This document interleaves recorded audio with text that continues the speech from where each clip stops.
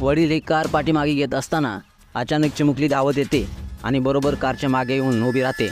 अशा वेळी वडिलांना मागे काय आहे ते दिसत नाही. पुढं काय घडतं हे पाहण्यासाठी हा व्हिडिओ शेवटपर्यंत पहा. ही घटना गडहिंग्लज येथील असून बुधवारी दुपारी 12च्या सुमारास घडली आहे. वडील हे शेती करतात. शेती बघत बघत मोटार भाड्याने देण्याचा त्यांचा व्यवसाय आहे. ते पत्नी आणि 2 मुलाचं खाजगी कामासाठी कुठेतरी बाहेरगावी चालले होते. अशावेळी पत्नी त्यांची घरात तयारी करत होती. याचवेळी वडील बाहेर येतात आणि गाडीमध्ये बसतात आणि गाडी वळून जाण्याच्या तयारीत असतात.